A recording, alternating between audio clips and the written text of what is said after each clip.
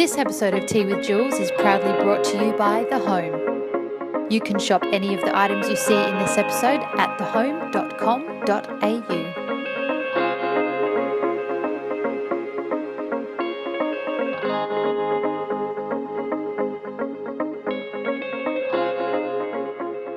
Shannah Kennedy, this is an exciting day. I know, I'm really excited to be here. Now, you are a life coach and an author of a couple of books, one of which I've read. Yeah. Another one my friend is reading right now, and she was going crazy for this book. And we can get that in Kiki K, so Yes. we know it's a good one. Yeah. Your kind of preach, I suppose, is about structuring your life, having a plan, finding your purpose, and then implementing that plan into your life. So you're the guru, and we're changing it up a little bit here on Tea with Jules today. And I've actually asked my viewers to write in some questions so that they can have a bit of insight themselves into their own lives and to ask any questions that they have personally. Perfect. So first of all, this is Tea with Jules, so I have to ask, are you a tea drinker? Absolutely, I am. Good. Absolutely. I'm not a coffee drinker. I'm more the tea and the hot water type. And what's your favourite kind of tea? Yes, well, what we've got today, the English breakfast, I love it. So tell me a little bit about how you got into becoming a life coach. Yeah, well, life coaching, it's now everybody sort of knows what it is, but I started my journey when I was 18 and I watched Wall Street, the movie, and fell in love with Gordon Gekko, and I thought, right, I want to be rich. I like the fame, I like the money side of things. And so I went to a Melbourne stockbroking firm and I rang every day for 10 days. I was this A-type, overachieving, perfectionist type personality until they gave me a job. And within 2 years, I was one of the first girls up on the trading desk. And that is 25, 6, 7 sort of years ago. And in those days, there were no girls around in that industry. So they sort of said, well, you're a girl, you don't have a degree, and you're a little bit young. So off I went travelling the world and did lots of things I probably shouldn't have done and saw a lot of things I should never have seen, and came back and got my job back. And I was still a girl, I still didn't have a degree, and I was like, this is not for me. And I moved into the sport world, and I found that there was a lot of opportunity there for really hard workers with a great ethic. And I became a sponsorship and marketing manager, and I had 200 athletes in my stable. And the job was 7 days a week, and it was buying and selling athletes. And I watched what happened to athletes when they either became injured or they finished their career. And when they finish their career, they go from hero to zero overnight. And nobody cared. And so I watched a lot of depression, a lot of alcoholism, watched them lose all their money. And I decided something has to be set up for these people. And I saw a big gap in the market. But at the same time, I got chronic fatigue. Because I'd work 7 days a week, sports on the weekend. So you would always do your work during the week and fly somewhere and watch a sporting event and do the Jerry Maguire thing. And I actually had no self-preservation skill whatsoever. And I was just on this fast treadmill, and I was riding it and burning the candle at every end. And I worked with a life coach actually, to get out of the depression because my body wouldn't move. Wow. So it took 4 years to recover. At the end of the day, and I started to study coaching, and I thought, I don't want to do the 7 days a week anymore.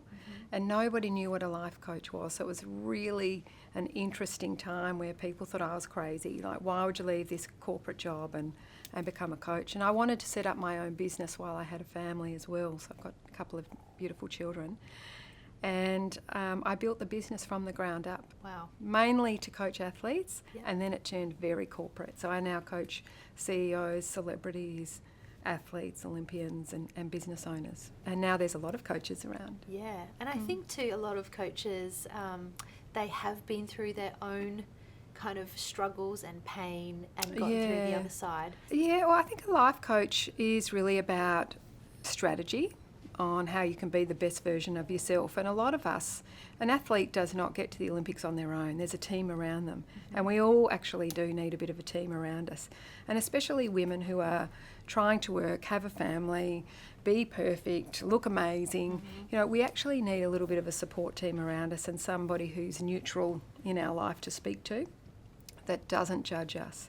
So it's a really interesting role to play in somebody's life. And I employ a coach every year myself for a couple of months a year, just to keep me honest, to keep me out of the comfort zone, to help me grow and evolve every year. And I guess you would learn a lot too from that. I learn so much. So I choose different coaches so my skills get updated and my own life is challenged. Now, in your book, The Life Plan, I love, like, you just open it up and bam. It's like a punch to the guts, like straight to the point. First question is, who am I and what is my purpose? I think everywhere I'm turning right now, everyone's asking that question. Yeah. You know, trying to find what it is that they were put on this planet to do. Who am I as a person? Why am I here? What's my purpose? It's a great way to start because it's everything, really. Because all of the clients that I coach, small business owners, mums, dads, right up to CEO, right up to celebrity, everybody feels like they're on the treadmill of life and they're a passenger, they're not the driver anymore. So we get all of these great opportunities that come our way and we take them, but a lot of them aren't the right ones. Right. So we find that we're overscheduled, overcommitted, overtired, and we're just existing rather than living. So when you really cut everything back and ask the simplest of questions, that's when the clarity comes and that's when you can start making a change. So who are you without your job is one of the most powerful questions you can ask someone, because we're a whole person. Yeah.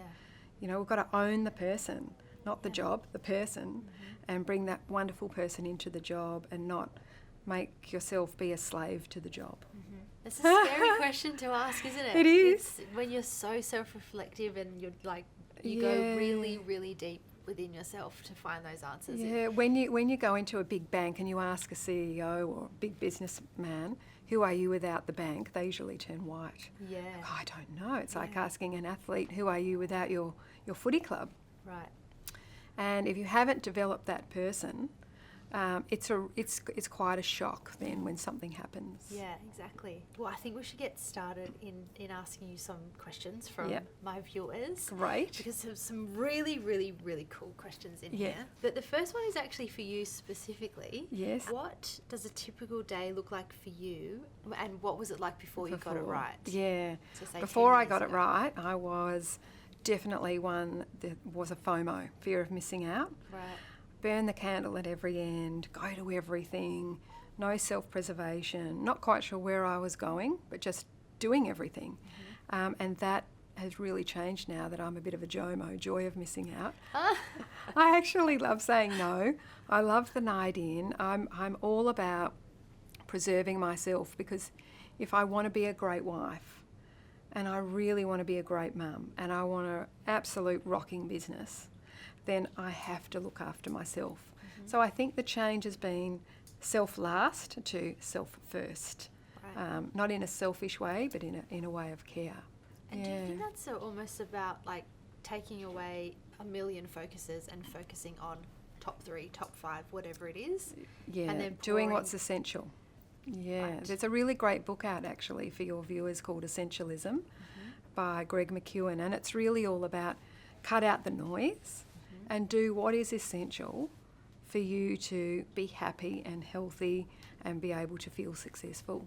Okay, here's our second question. In a world where we are being bombarded by so much information, how do you find is the best way to cut out the clutter and find focus? Now, this girl is a new mum.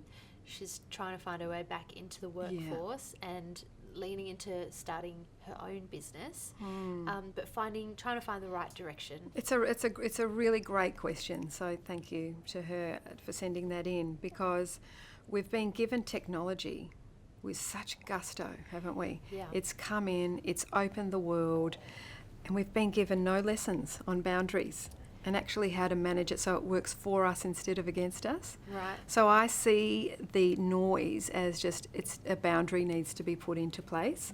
So does she sleep with the phone in the bedroom? So a lot of us take the phone. Do you sleep with the phone next to your bed? I sure do. That's the number one thing Is it? to not do, because it opens the neural pathway in the brain that's the same as gambling. So it's like being a gambler going to bed with the TAB next to your bed. So you actually never switch off. Really? And the other question is, would you want your children to sleep with a phone next to their head?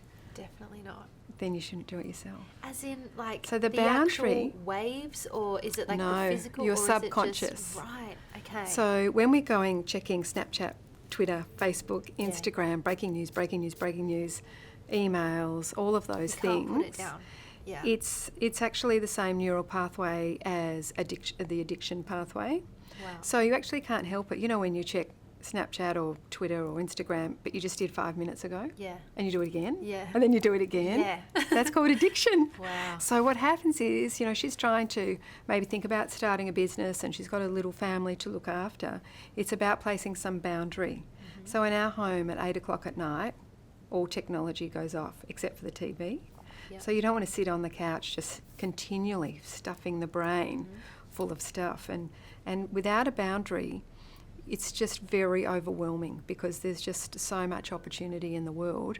There's so much that we could be doing that we just need to focus on what is essential for me to get from A to B, and that's actually what I should be focusing on. Great advice. Phone out of the bedroom. I will stop reading the internet before bed. Yes. Now, this question comes from Ange. She's a small business owner, and back onto the technology, how do you stick to the plan when technology, society and culture is ever changing? So, you know, like Instagram's the new thing and now it's not, and then Snapchat's the new thing, and that's ever changing. So is there a fundamental plan that we can stick to while the world around us changes? Yeah. Well, I've been coaching for 15 years and there's so much opportunity for me to ditch the coaching and go to these other things, but really that's the core of the business. And when you drop the core of why you're doing what you're doing, I love my job, is we get caught up in all those distractions. So it's about saying what is essential for me every quarter. So every 3 months, stopping, touching back in, what's the next quarter look like? Is that feeding my big vision that I've created for myself? And when you're going off track, it's about pulling yourself back, just to have the absolute fundamentals written down somewhere and you don't deviate. Because the minute you deviate, you don't get what you set out to do. Right. Now this one comes from another Jules. She said she's about to move, which is a new beginning. Yeah. And a horrendous job, let's be honest. Yes, Moving no one likes moving. That's terrible. And she said, has Shannah got any advice on how to make my house a home? And she'd love to feel more motivated, but is currently very stressed. Very stressed. So when we go into our home, that's our sanctuary. It should be our switch off time and our safety zone. So when you're going into a new home, it's about just doing one thing at a time, maybe one room at a time. It could be the bathroom. Yeah. What makes the bathroom inspiring? What makes your bedroom inspiring? So for me, it's all vision board. Right. You know, when you cut out your little pictures and you put them up and you see a story unfold on what you actually love, but one room at a time. Yep, baby steps. No clutter. Yes. Cleaning out one drawer at a time is liberating. Because one bathroom drawer in my bathroom would probably take me about 4 days. That's how much stuff I have in one drawer. So the challenge would be to empty it. Yes. One drawer, empty it, only put back what's essential. Oh, that's going to be hard. Essential. Oh no. So every school holidays, I do my kids' wardrobes. Oh, that's a good because idea. I don't know what happens in a school term, but all this stuff comes in, and you think, wow, where did all that stuff come from? Yeah. And so you just, like, every school holidays, I know Mum will do a quick whiz through our room and we'll declutter, and it's just makes life stress-free. Okay, this one comes from Beck. She asks, what advice would you give to the children and the teenagers? You've got teenagers? I've got 10 and 12. Oh, going into teenagers, going in there, yeah. Well, what advice would you give to your kids and other people's kids of today who want to set themselves up for the future when the economy is so tough right now? For me personally, it's about education. So I've got a 12-year-old boy and a 10-year-old girl, and it's all about education and around money. So we lived in the States on our sabbatical for 5 months and we bought Monopoly, and there's a credit card machine in Monopoly. There's no cash. So this whole generation has come through with no knowledge of cash and no value of money. Everything's just doesn't feel like anything on a card. Yeah. So it's a really interesting question because I've asked myself that many times. So I've set up some bank accounts for the kids, and at the end of every school term, I give them a printout of their bank account, and it sort of said, oh, you know, footy cards, $6, all the things that they've bought, Yep. and giving them some value to the money. At the supermarket, they pay the bill. They know how much the food shopping is. Wow. When we travel, they go and they have to pay for things for us. So we'll say, you know, you go and pay for the ice cream. You go and do that. So they get comfortable with money, because a lot of people that I coach in their 20s have a big issue around money because they don't understand it, because we don't have cash anymore. Yeah. So we haven't had the education. So true. Yeah, so I would start really young as you possibly can. Yeah. I know with I'm 4 and 2. Yes. So we're kind of at I mean, they don't really know about money, but what they do know is the iPad and the apps. Yes. And some are free and some cost money. So Yes. it's, you know, sometimes Yes. we have to negotiate between, you know, the $2 apps or the free ones, and we have to, like, I talk about that with my 4-year-old, and value. Yeah, the value of the $2 app versus the free one. And you know, the kids have sometimes they do a Sunday car wash in our street, or they do the lemonade stand, and I'm like all for it. I'm like, you go, you learn, and they might make, I don't know, $6, and then they want the app. Right. And I'm like, well, that app's $3.50. How long did it take you to make your lemonade money? And just planting those seeds, I think, really early is really important. That is terrifying when you think about that. I remember thinking about that when I was an adult. I was like, I just worked for 4 hours for Yes. one shoe. You know? Yes, exactly. Yeah. And just to give them some perspective, and unless we are taking the responsibility to really talk to them about it, they won't learn it at school. Yeah. Great question, Beck. That was a great question. Another question is, when it comes to forming good habits, what are some fundamental ones we should focus on to ensure we have a productive day-to-day life? Yeah. So when you have a habit, it's like brushing your teeth. Do you ever forget to brush your teeth? No. A good habit is something that we do without thinking. It's just totally ingrained in our way of being, and it's usually at the similar time. You know, it's part of the bookends of the day. Yep. And when you want to build a habit, you would start with your bookends, the beginning of the day and the end of the day. Okay. So I always start the beginning of the day with my clients to say, before you even get out of bed, what's your habit? Is it to take 5 breaths? Is it to set an intention for the day? Today's going to be easy and effortless. Today, lots of opportunities coming my way, whatever it might be. And then get up. And then what's the next habit? So for me, it's move the body. So I have to go to yoga or walk the dog or go and stretch or go to the gym and lift weights. You know, that's all sort of set up. And then it's really about eating, and then the family and all of that kind of stuff. But the habit has to be the same thing that you do all the time. And breathing is something we could do at both ends of the day that would really help us feel much healthier and happier. People forget to breathe. Yeah. It's amazing. It's free. But if you do it consciously, proper breathing, you really energise yourself again, and you can connect out of your head into the belly. You know, did you see that Tony Robbins thing recently? And he said, if you stay in your head, you're dead. Yes, I watched it. Okay. Yeah. It's because people are over-analysing and judging everything, and letting this Ferrari go around in their brain where they're exhausted. And the only way to get out of the head and back into your belly and into your heart again and connect back with yourself in the mirror is to breathe. And so simple. So we have to try and make it a habit. Yeah.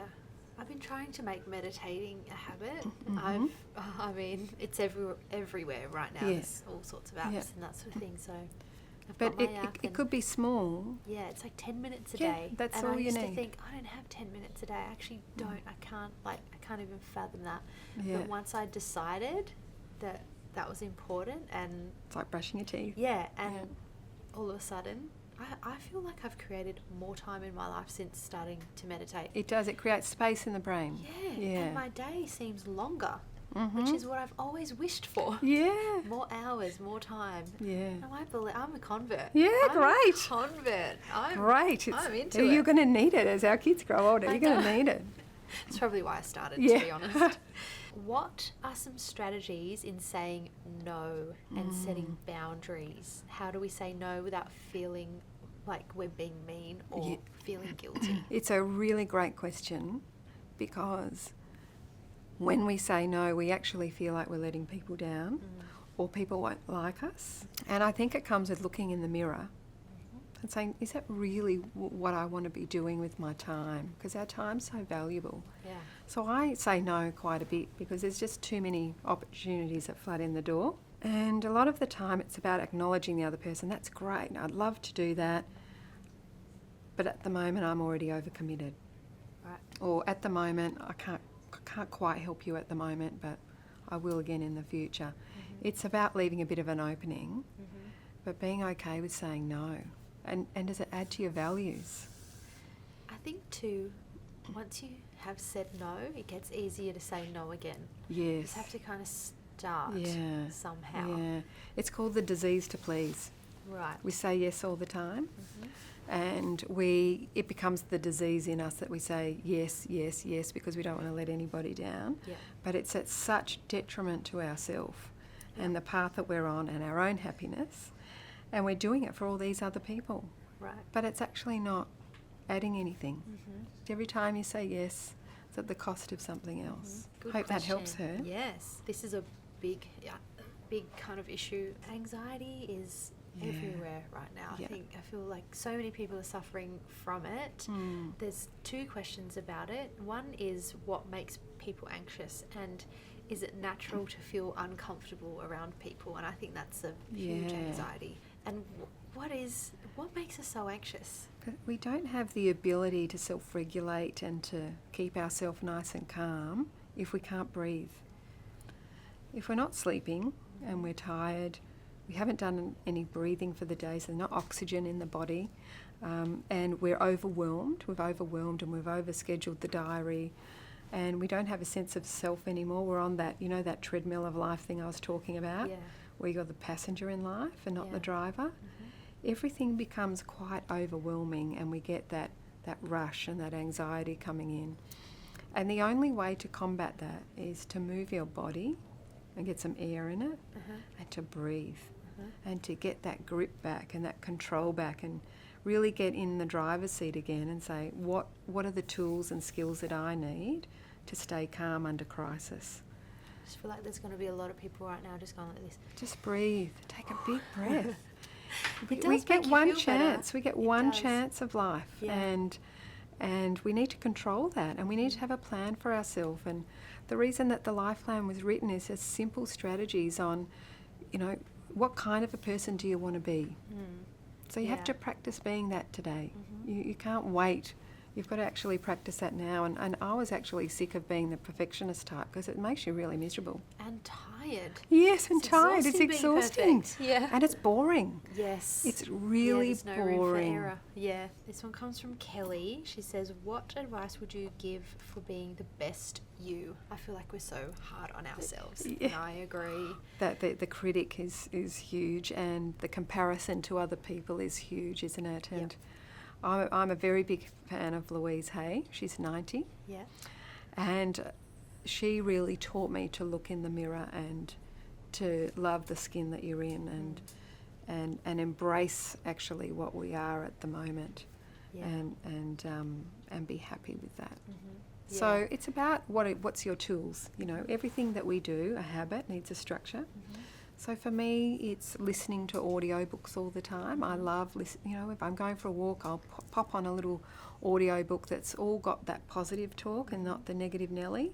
So we've all got the negative Nelly, and I like to bring out the positive Polly.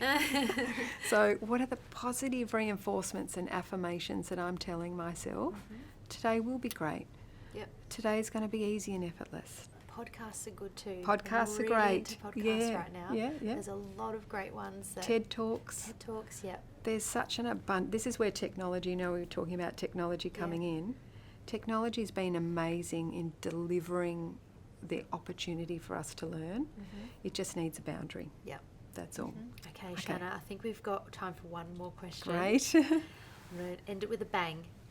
one thing we all suffer from is procrastinating. Yes. Sometimes you just can't bring yourself to do it. Yeah. So this question is, what are the real reasons behind procrastination? What stops us from going after what we want in life instead of continually procrastinating? There's a few elements there, and one I think is that we put too much on the to-do list that's not essential, and we just overwhelm ourselves so we don't do anything, and we put things in the too hard basket. Yes. And then they sort of pile up and become really overwhelming. So there's another great book I like called Eat That Frog. Oh, yeah. And it's all about just do it. Okay. Don't make up a story about it. Like Right. the washing pile is there and we're procrastinating. Just do it. You know, I used to procrastinate. Go, I hate making school lunches. I can't stand it. And now it's just do it. Yeah. So I've sort of changed everything with just do it. The other thing with procrastination is we put things down because we think that's what we should do, but we don't really have our heart in it. So it probably shouldn't be on the list. Right. And then we beat ourselves up because we're not doing it. If you don't really want to be doing it, you'll make up stories, you'll do the procrastination thing, and you'll give yourself such a hard time over it. Yeah. So I'd ask yourself the simple question of, is this what I really want to be doing? And am I going to commit to it? Or am I going to just try? Does that mean I don't have to do the washing? Is that what you're saying? You know, you've got to eat the frog. You just got to do it. No. Simple stuff. So Yeah. simple, Yeah. yet so complicated. Yeah. No, but you're right. I'm I think trying you to just need simplify Yeah, it. you just need to Yes, for you. start, and then things will become habits, and then it just becomes a way of life. Yeah. And if a habit's not serving you, ditch it. Right. If you're Well, that's doing good. Take the things pressure off. that really aren't making you happy, why not ditch it? Yeah. Great. This has been so great. I love the questions. Yeah, thank you so much for Pleasure. coming today. Pleasure. Being, And thank you to the viewers for writing in. That was great. Yeah, we'll do it. Sure. Excellent. Thank you. Thanks